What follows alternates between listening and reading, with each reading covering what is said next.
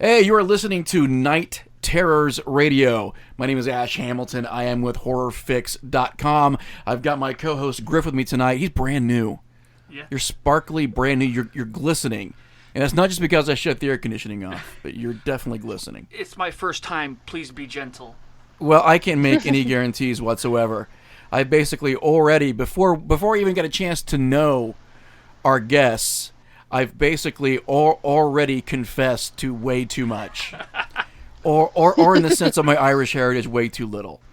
I'm not for sure yet. We're going to see what we can make happen tonight. I am very, very excited in both the physical, literal, and intellectual sense because we have 3 people associated with what could be one of my brand new favorite films, Velocipastor. If you can, Brendan, introduce yourself. Tell us what your affiliation with this fantastic movie is. Hey guys, this is Brendan Steer. I am the writer, director, editor, and producer of The Velocipastor. Woo! See, this is why the last interview only lasted 10 minutes. When you woo too early, we get premature expectations. Sorry, guys. At least you're the one apologizing for once. Jesse, please introduce yourself. Hey, I'm Jesse Goldsberry. I'm producer and cinematographer on The Velocipastor. And the lovely Alyssa. I'm Alyssa Kempinski, and I play Carol in The Velocipastor. So we're going to get right into the meat of this, guys. Yeah, we're going to break down why Alyssa didn't woo for me as well. I'm sorry, I just got yelled at, Jesse. I think you should embrace your enthusiasm, Alyssa. Yeah, this is called gotcha journalism. We're really breaking it down. If we want to woo, we should woo. Okay, thank you for the permissions. I appreciate it. I want to say that somewhere in you is a Braveheart-esque exposition on woo and what it means. Woo and what it means to you. I'm sure. And how you're fighting for it every day. How do you fight for woo? That's the tagline of the next film. Oh, man. That's actually the title of my memoirs. Yep. But I'm sorry, you were going to ask a question. What were you leading into? So I want to get right into the meat of it here. Let's talk about the origin of Velocipastor. How exactly did the idea of Velocipastor come to pass? Yeah, well, I can tell you.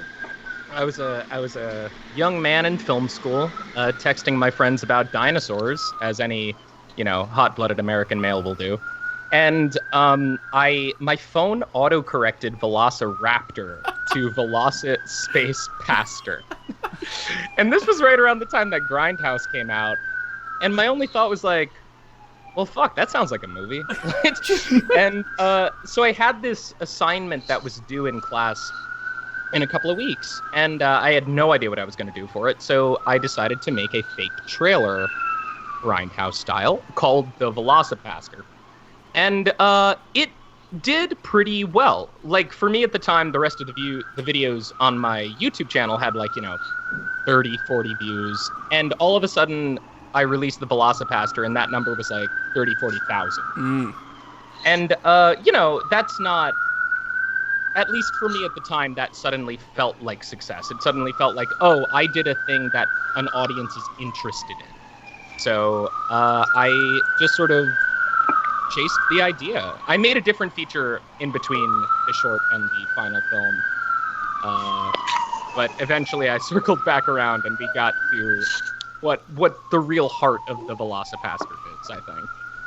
The bigger question is, who do we have to bail out?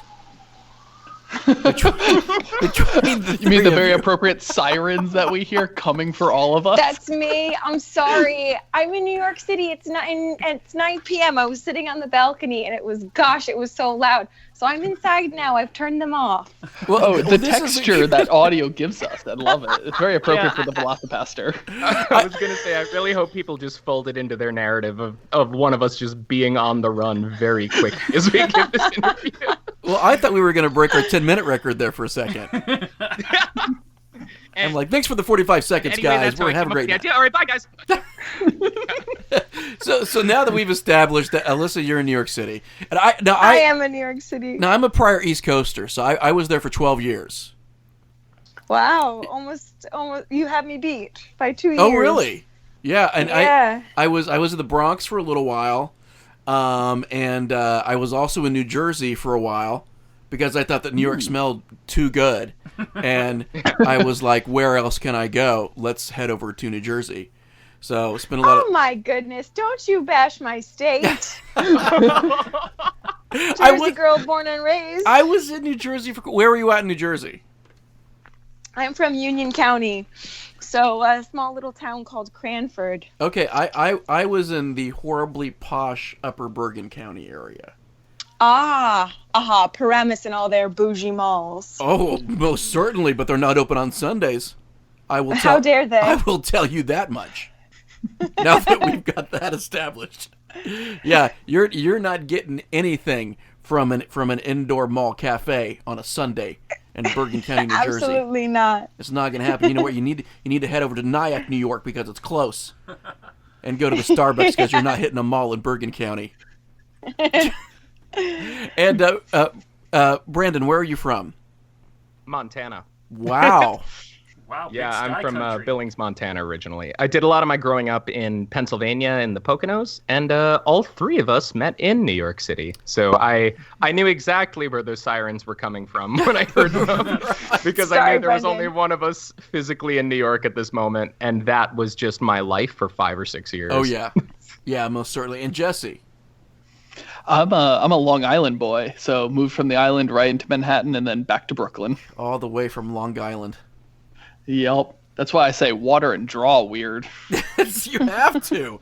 And don't feel bad, though, I mean, because I'm currently back in Illinois. Mm-hmm. So there's voice inflections. We don't even know really where they've come from. I mean, we're trying. I think there's so much intellectual runoff from Kentucky. Oh, wow. That half of our dialect actually comes from there. Well, considering Wow. half of our state love it. was French, and we've become so hick, we've taken the French right out of it. You've ever heard of Marseille, France? We've got Marcel's. Yeah, we have a little bit of French reserve for close relatives and long cold nights, and that's about it. That's about as far as it goes. So I love the fact that autocorrect strikes again. Yeah, right. I never thought an autocorrected text would change the trajectory of my life, but here we are. And it's changed the lives of so many, though. It has. It actually has. But only Brendan's for the better. So obviously you had this lightning strikes with the fortunate autocorrect of Velocipastor. Right. Where do you go from there? I mean, you've got the trailer. Obviously, you said like 40,000 hits. So you know you're onto something. Right. And I just want to underline again how huge a deal that was to me at the time. Like there was, it was just such in a different class of viewership than anything else I had ever made. So it was, I know that's not in YouTube numbers, that's not terribly impressive, but to somebody who had like 30 subscribers, it was crazy. So it definitely caught my attention. In terms of where I went from there, I was still in film school. So I was very much taking myself, very capital S super seriously. I was into art films and Bergman and Tarkovsky and all that. Oh, of course, yeah. And so, what's up? Oh, of course, yeah. Yeah. And so the first feature I made as my thesis film was a feature called Animosity. Jesse also shot that, and Alyssa was also in that. And it's a great film. I really love that movie, but it's a bummer. like it's just sort of a dark, disturbing horror film the way I intended it. And we sold it. It got some acclaim. It did well. Mm-hmm. And so for my follow-up, I was intending to follow it up with another dark, serious, disturbing horror film. And I just couldn't stop thinking about the fucking Velocipastor. So it was just like this idea just kept dogging my subconscious, and I kept thinking up ideas for it. And after a while, I just sort of gave into that, and I was like, all right, well, maybe I just got to make the Velocipastor. Then it was another 3 or 4 years of trying to write it. What basically my process was get 20 pages in, become seriously disappointed, and throw it all out and start again. My And I did that artistic 5 or 6 process times. mirrors that almost exactly. Yeah. Yeah, and I did that 5 or 6 times because I was still sort of in that film school mentality of like, but what am I saying about the Catholic Church? And like, I was trying to take this super seriously. Of course, And yeah. At a certain point, I just realized this is a movie about a man who turns into a dinosaur. Just chase the fun, and the rest will sort of work itself out. If the point of the movie is to have fun, that is point within itself to exist. It doesn't need to be a grandiose statement on the nature of humanity. It needs to be a movie about a priest who turns into a dinosaur. So I ended up writing pretty much the shooting draft of the final film in about 2 days. It took like 5 years to lead up to those 2 days, but yeah, that was how I wrote it. Now, Alyssa, Yes. your character, just a prostitute with a heart of gold. Mm-hmm. Now, when you read that final script, were you like, I want to be that prostitute? I always wanted to. Brendan and I have had a long and beautiful friendship, and for that, I trust him. And I remember him coming to me with this, and me being like, okay, that's pretty weird, but like, whatever, let's do it. And I think actually, you know what? I'm just realizing it, but I think the first time you sent it to me, I was like, that's a little bit weirder than usual, like the character.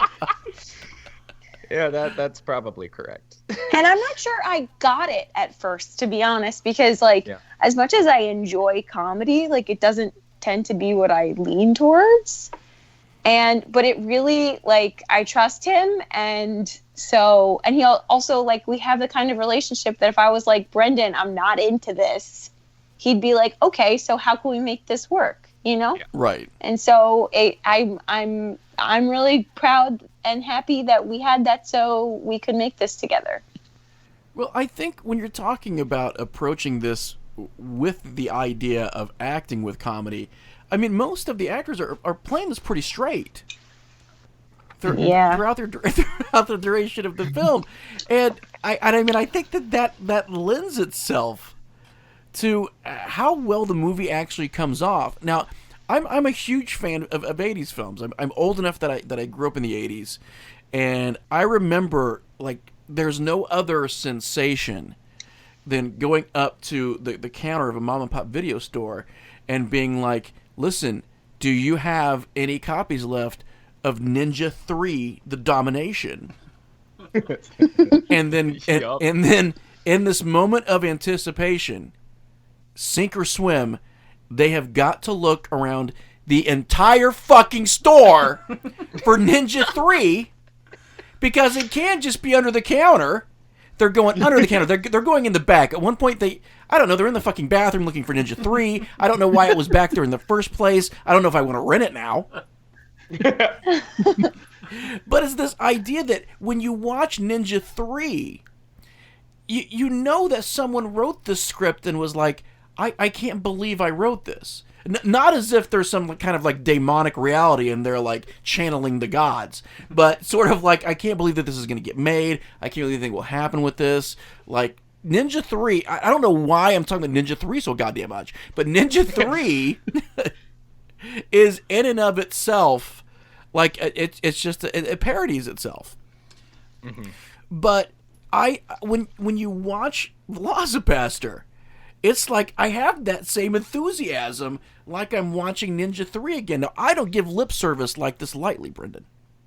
I take it as the utmost compliment, genuinely. I never thought we'd ever be compared to Ninja 3. This is changing my life. I mean, if we need a blurb, can the blurb be, I watched this with the same amount of enthusiasm as I originally watched Ninja 3: The Domination? End quote. It's going on the Blu-ray. But no, I will say, with all genuine honesty, thank you. That was the feeling I was trying to emulate with it. Even more so than any other specific film, I just kind of wanted to emulate that feeling of like finding a weird bad movie, and that there might be a weird surprise around every corner of this film because who the fuck made this and why? And like that is legitimately what I wanted to do. So I'm actually happy you got that same sensation, no matter how small. And there are so many places we can go with that last statement, Brendan. Yeah, you know what? That one's for free. And I think it says a lot about like Alyssa and Greg's like amazing acting skills to be able to like act good in a bad movie and like thanks, pull that Jesse. off. Well, It's- again, yeah, when you of watch the course. film, everything from the acting to the pacing to the plot elements, what you manage to do early is you manage to totally suspend the disbelief and totally suspend the idea that you know what's going to happen. And that kind of unpredictability, I mean, lends itself to a large amount of charm. Seriously, it really does. I mean, and as I hope that as people are going to watch it, they're going to get that same feeling that I need to see what happens in the next 20 seconds, in the next 45, and the next minute and a half, and the next 10 minutes. And then before, we know it, Alyssa's basically coming back from the grave. Well, that's like we always say like the biggest crime like a B movie could have is like being boring. And like yeah. that's exactly what we were trying to avoid is like what if just like everything keeps happening? All at the same moment, preferably. Yes. Yeah. No, that That's truly really was it. cool. So can I amend then? I watched this with the same amount of enthusiasm as the first time I watched Ninja 3 The Domination, and it has breakneck speed. Hell yeah. It has breakneck speed. I must admit, when we've been doing this, the festival tour in particular, there are moments I would leave the theater because, of course, I don't even know how many times I've seen this movie now, and I actively enjoy watching it. But if I like ran to the bathroom or something and came back, I was always shocked how much of the movie had passed. It's never like I came back and I was like, oh, we're still here. It was like I left for 5 minutes and now we're in Vietnam. Like, I thought that wasn't happening for another 15 minutes. But that's great because you can honestly tell someone, like a first-time viewer, like you really need to pause this because if you get up and go somewhere, we're on a new, possibly unattached subplot or in a new country altogether. Yep. Yes. Hard truth. Yes. New country in quotations for sure. And you come back and you're like, that's a wig. That's new. Yeah, that's it. Man, China and Vietnam both look like Pennsylvania. How weird.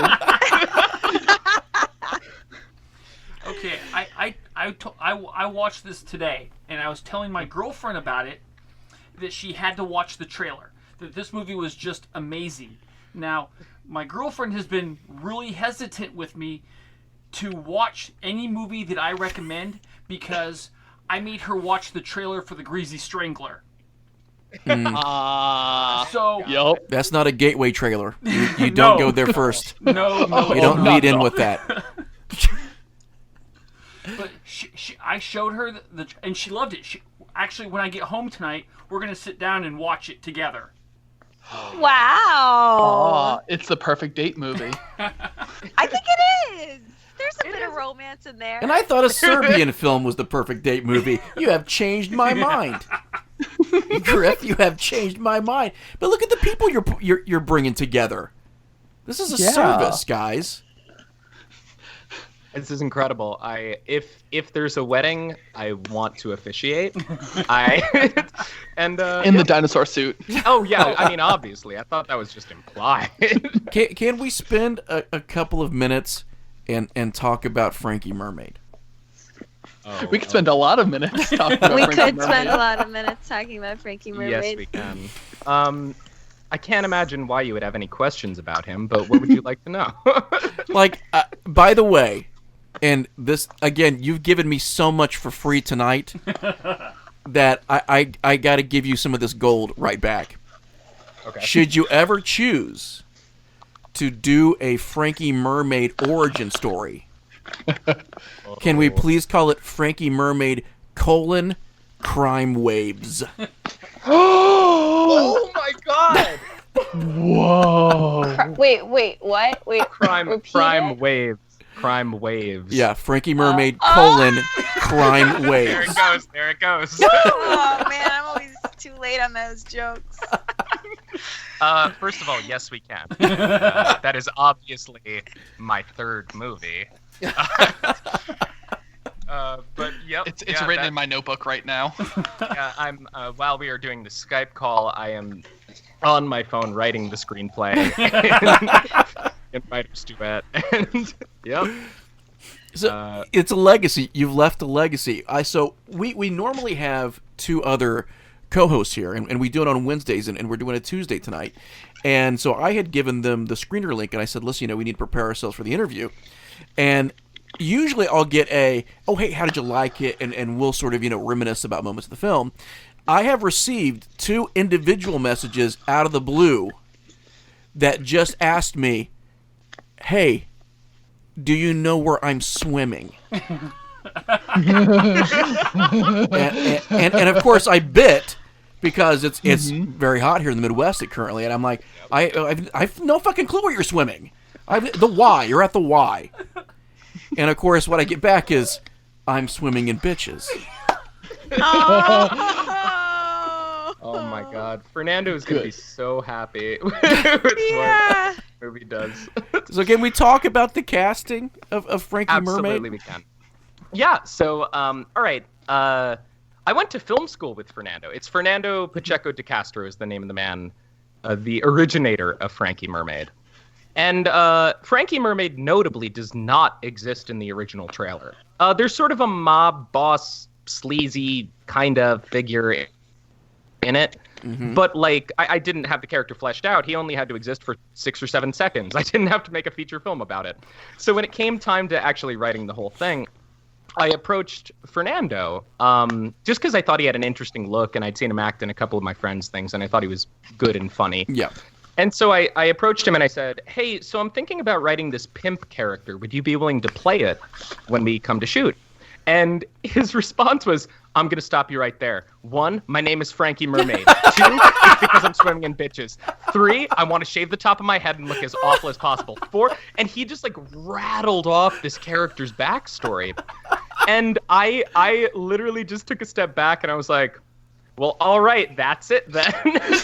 And I will tell you that for most of the final film, we stuck actually remarkably close to the script. With the notable exception of Frankie Mermaid, which was almost 100% improvised by Fernando. Wow. I just knew he had a vision for this character, and I decided to step back and let him have it, because every time he did something, it made me laugh. So that's how Frankie Mermaid happened. Now, Fernando really is like the Andy Serkis of Velocipastor. oh yeah. Yep. Yeah. He went in too deep. He never quite came out. We haven't seen him for years. I mean, does he have a cache of ladies of the night now, where you're like, listen, it's over, we're not there anymore. We stopped rolling 3 years ago, Fernando. You need to. No, but what we need is we need to have the same kind of enthusiastic comebacks where you'd be like, hey, Frankie, it's over. And then he could say something so wonderfully bizarre, but yet catchy, that I'm like, all right, we're rolling on the sequel, and it's all about you. Well, it's a Borat-style documentary. It's just a real documentary. Yeah. Well, I'll say there was one point when we were talking, being like, hey, do we need to add more do we need to make the movie longer? It was a real concern early on, and one of the things was Frankie Mermaid flashback. That was the number one thing that we were like, this is what we add to the movie if we need to hit a certain runtime. That is true. Yeah, we talked about that. because there's gold there, guys. Oh, trust me. I already know what 5 to 10 minutes of it would look like. Because we were planning to pad the movie with that. But we ended up not needing to, so we did not. Yeah. Well, should you choose to revisit it, can we have multiple musical numbers? Oh, yes. Yes. And preferably I one in an old pool with a really old circa 50s mosaic on the on the floor of it, and You know, because Yep. if he is going to be swimming in bitches, I want it to be literal. Oh yeah. Totally. Oh I my mean, god. I can tell you this: there would definitely be one of the musical numbers is going to be in Portuguese, because I know Fernando speaks Portuguese, and honestly, that's just very funny to me. So there you go. It would be fantastic too, as if there were long pauses, but we still have the Portuguese subtitles on the bottom of the screen. Oh! They run throughout the entire 80-minute movie because it was a co-production with Brazil. Turns out. But yeah, Frankie is one of my favorite parts of this movie. He's one of the few things in the movie that I think does not benefit from its breakneck speed, because he's gone too soon. He casts a long shadow. He definitely does cast a long shadow. So as far as Gregory in the actual casting of Velocipastor, now I will be talking to Greg separately at another time, but how did that come about? Yeah, so I know when I was going into it, I knew I was going to cast Alyssa, because I had worked with her on Animosity, and it was a smaller part on that film, and I just sort of discovered during the process of filming how terrifically talented she was, to be honest with you. And so, Thank you. of course. And so I felt kind of like I had underserved her in Animosity. Like, I just hadn't known how good she was, so I didn't give her as big a part as she deserved. So when it came time to doing the second one, I knew that I wanted her for my female lead. And beyond her, we had another actor in talks for Doug, and it ended up falling through because of some things that were happening in his life. So all of a sudden, this film that I had written for this actor just no longer had a lead.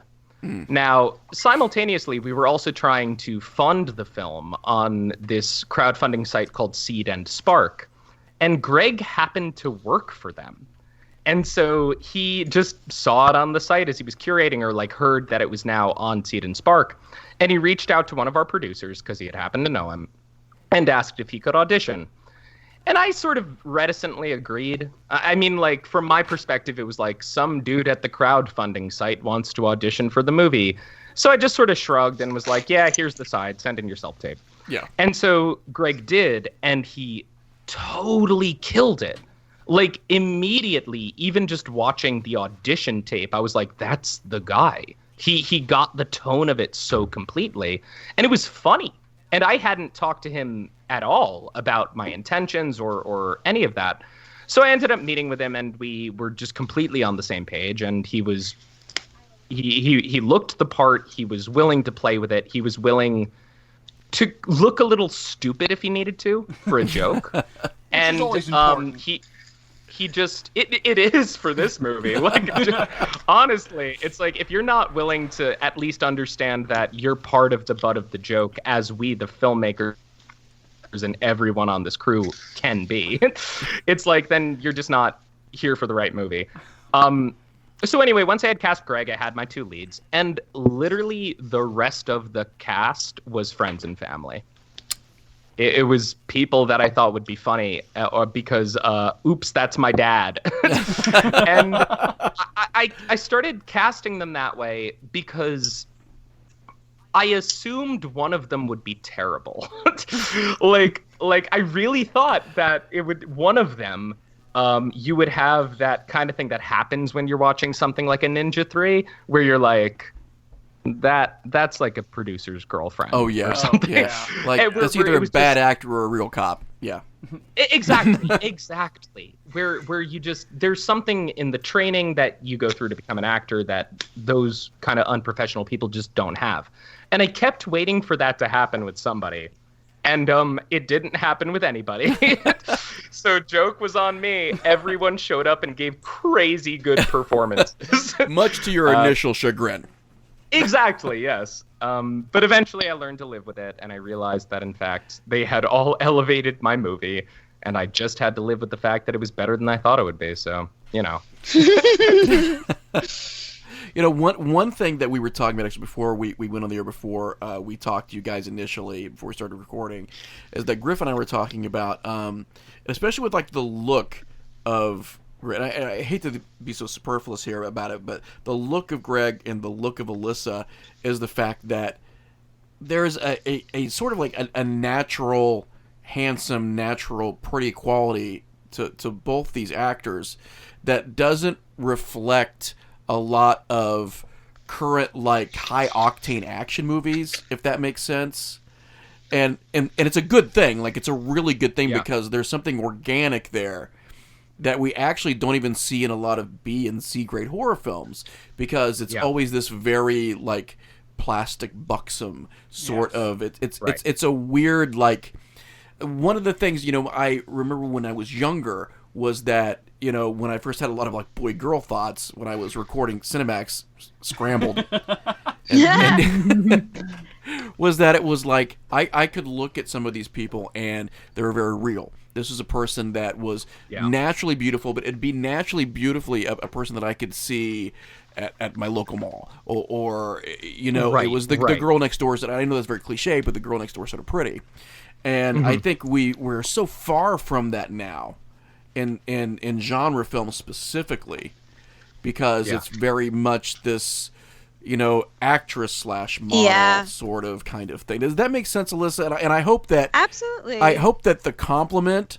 wasn't wrapped up in my inadequacies. I hope you were able to actually find it in there. I understand entirely what you're saying. I mean, just look at like maybe this is a weird example, but like Sharknado and Tara Reid, like there's this idea and this look that comes with these movies that are so artificial, along with like these movies where we have like quote unquote bad acting. And I think everything about our movie, as much as we were total jokesters, is like, it was also like everything was very organic for us. And so it's a compliment for me for sure that my look also suited that. Yeah. Well, it also looked like I'm sorry. You and Greg had very good chemistry together.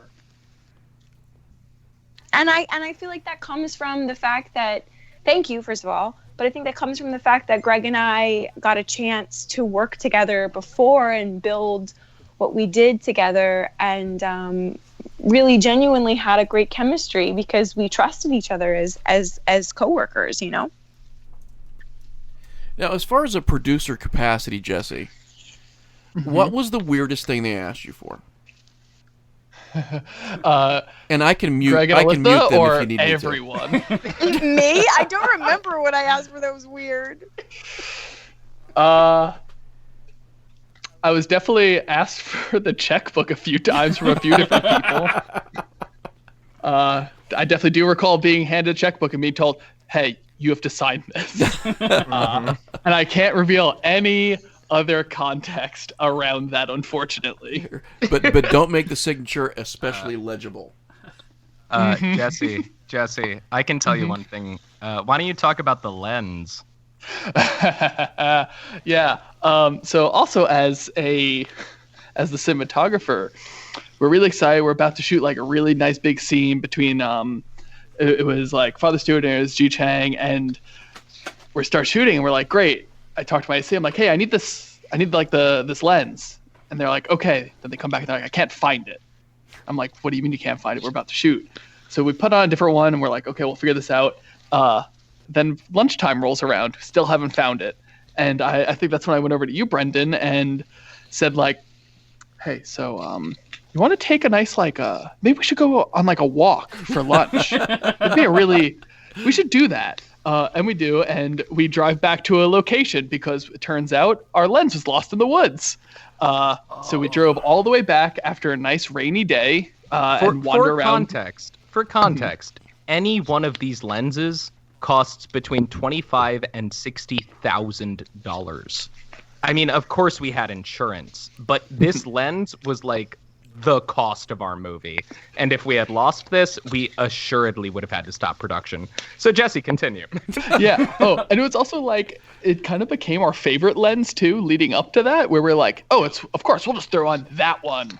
And sure enough, we wander around the woods for a full hour. We're getting texts from the other producer and like the AD being like, yeah, oh, we didn't tell anyone on set. We were just like, we're going for a walk. And we ran to the car. And we might be back. Yeah. Oh, and like we're wandering around the woods, like out back, like it's Pennsylvania woods, And so that's it's that's thick, how the it's cast got muddy. ticks. Yep.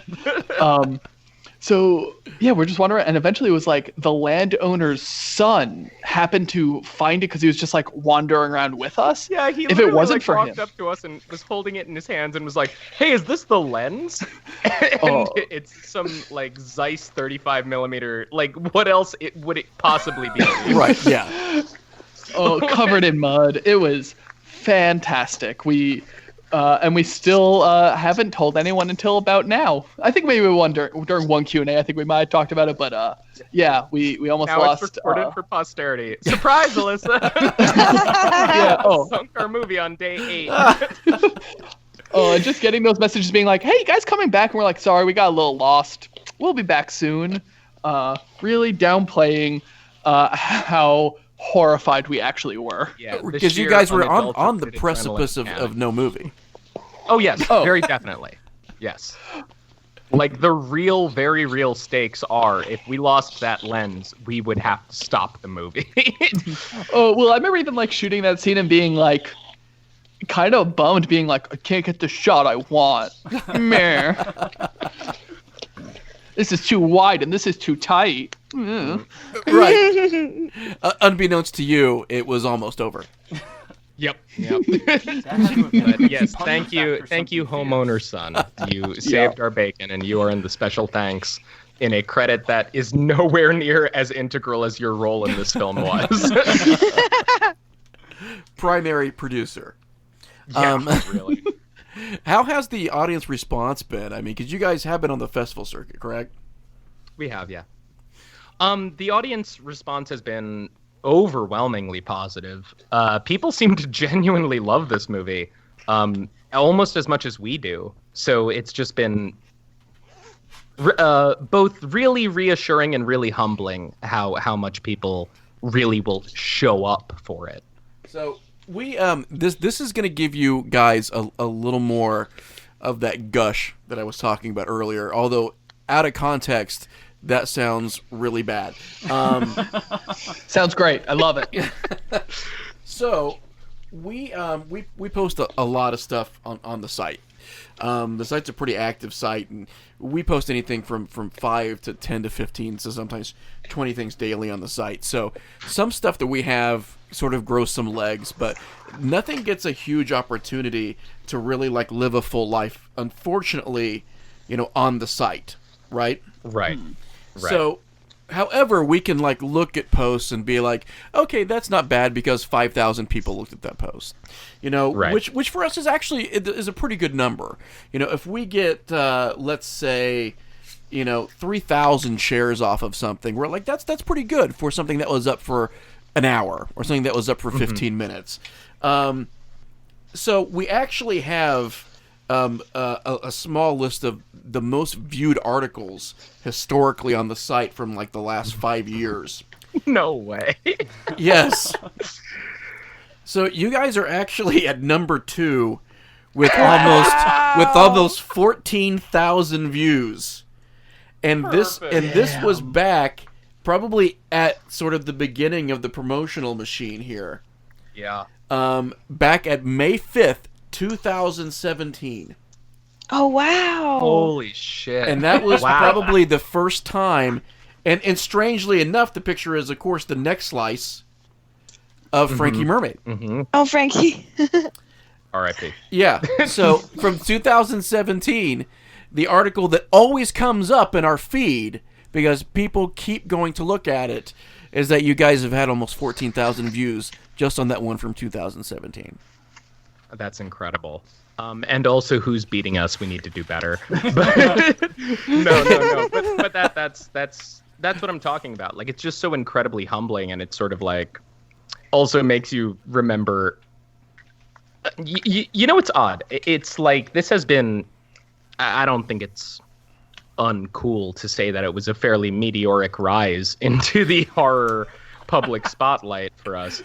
And now my Blu-ray blurb just seems absolutely infantile. But I will say After the that, wordsmithing of a meteoric rise. well, What I will say is that every once in a while, it surprises me that we're news still. I think it was last week, I tweeted something from the Velocipastor Twitter that only I run. And within, hours, Dread Central had picked it up. Yeah. And I was just like, oh, holy shit. We're actually a thing. And I think that that's just been a slow adjustment period to getting used to, quite honestly, just being in the public eye a little more than we had been previously. Well, this it's great. I'm stoked. I definitely.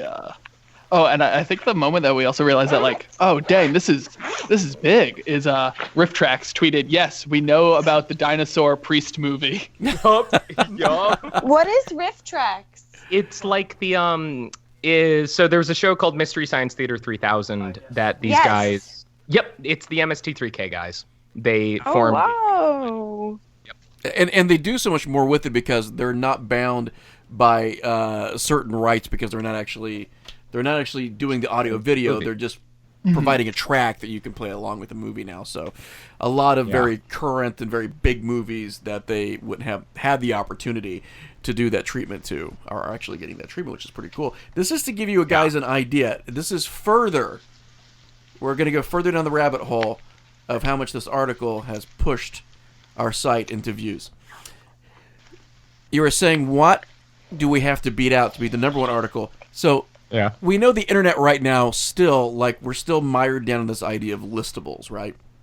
Totally. five craft projects for your foreskin. It's the horrible things that we have on the internet right now.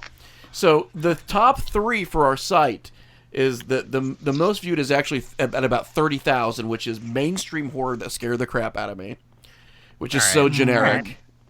And then we've got Velocipastor, and then at 10,000 we have 5 horror movies guaranteed to fuck up date night. So you guys, wow! I've always dreamed of beating out a listicle. Yes. In fact, you are sandwiched in a listicle sandwich right now. Wow, 3 posts that'll make me go, wow, people like the Velocipastor. That's actually our next listicle. Thank you very much. Hey, listeners, don't let listicles have the last word here. Do you like them? I don't know. Does anybody? Click on that Velocipastor article from 2017. You know what I predict for that article? I predict a meteoric rise. Hell yeah. So what are we doing next? As far as the 3 of you, what projects do you have? Projects that are lined up right now, and if so, what's next for you guys? Well, I'm actually driving up to San Francisco this weekend to start co-writing Velocipastor 2 with Jesse. That's fantastic. I know, right? You're learning so many things on this. No one tells me anything. Oh, this was decided like 4 days ago. Yeah. Okay. But Brendan, I talked to you 3 days ago on another podcast. Please tell me that we're the first podcast to get this information. You are the first podcast. Yeah, there we have it. Yes. Meteoric rise for Night Terrors Radio, ladies and gentlemen. So I'm gonna start doing that.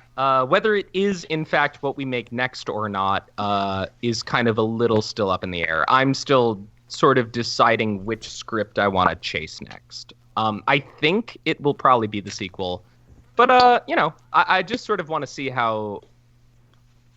I think it's easy to forget that the film isn't even out yet. So we release on the 13th of August, and I'm gonna see how it does. And from that, I think I will make a decision exactly for what I want to do next, whether that is in fact a sequel or something in the same comedic vein of Velocipastor, or something entirely different. Take a hard left and oops, we're making a musical, boys. So it very much is up in the air right now. I'm just gonna go with my gut feeling and see what I really want to commit the next 3-ish years of my life to. Why not just meet in the middle and do Velocipastor the musical? Do not tempt me. Oh, don't think that we have not texted each other at one point going, but what if? We've already talked about the choreographed water ballet that is Frankie Mermaid's number. Frankly. Yeah. Well, I know that both Greg and Alyssa sing, so it's not out. I don't know Greg thing. Does I saw him in a musical actually. Oh wow! The first he I got totally makes sense. Wow. Sure does, doesn't it? You know, I feel that this has been therapeutic for you guys. Yeah, we've really worked through a lot. You bet. Alyssa, what's next for you? What do you got going on right now? Right now I'm doing the whole New York auditioning, seeing where my life goes sort of thing. I am going to be in a new Hulu show coming out. It's a remake of the movie High Fidelity with Zoe Kravitz.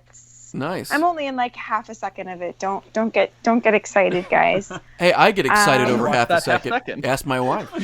She's right here. Oh my goodness. And seeing what the next stuff brings in. We'll see. Well, I have a prediction to make. Sure. I think you guys are going to have a lot of opportunity once Velocipastor starts making some of the more traveled rounds. I really do. Genuinely and honestly, I tend to agree with you. Which is sort of why I'm playing a little coy right now when you're asking me what I'm going to do next. Why I'm like, well, I don't know. We'll see what shakes out. But also, honestly, I don't know. We'll see what shakes out. Because I might move it's back sort of in with like- my parents. Yeah, exactly. Ask me in like 8 or 9 months and you'll find me in Pennsylvania. And I'll be in my mom's basement. And I'll just be like, I'm a filmmaker. I know I like Hot Pockets. Yeah. So- Don't we all? Time to binge watch Friends. Again. That one episode where I moved in back with my parents. Yeah. But yeah, please continue. I'm sorry. So August 13th. That's the hard release date, right? Correct. Now, where are people able to access the film as of the 13th? They can. That is the day that the DVD hits the street, so they can walk into a lot of different stores and buy the DVD.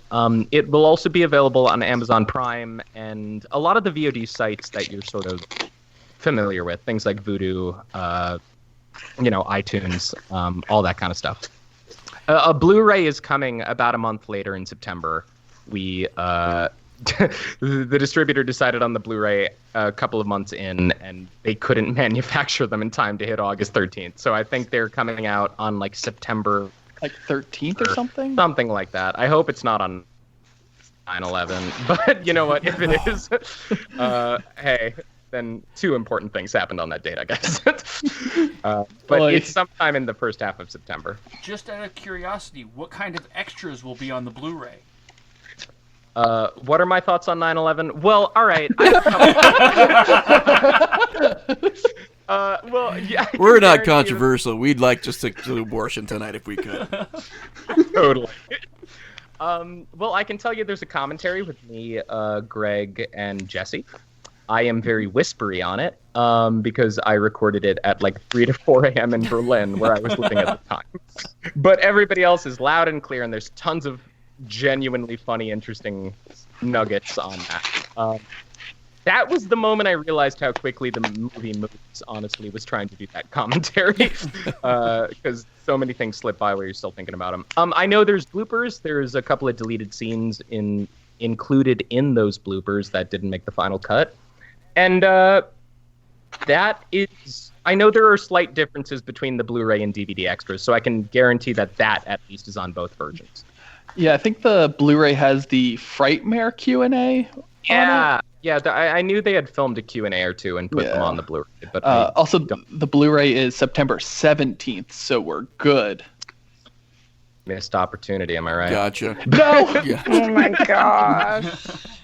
No. I'm happy we were on the 17th. And there you go. Well, I want to thank the 3 of you for coming on with us tonight. And like I said, I really can't sing the praises of the movie enough. It's sort of like, I don't know if people know that this is the movie that they need, but it's the movie they deserve. Yes, I completely agree with you with that. Thank you. Genuinely, thank you. We're I'm very honored. Thank you. Do you have a couple moments off the air for us? Yeah, of course. Of course. So again, August Of course. August 13th, everybody definitely be on the lookout for Velocipastor. I guarantee you're going to have a lot of fun with this movie. And then, of course, after you go through all of the late night vigils, September 11th, make sure that you hop right sure to back wash on that down. to the Velocipastor train again for the 17th. Hell yeah. Thanks so much for being on, guys, tonight. We had a great time. Looking forward to the Frankie Mermaid Crime Waves origin story. And we can't wait to talk to you guys again. Thank you so Thanks much. for having us. Thanks.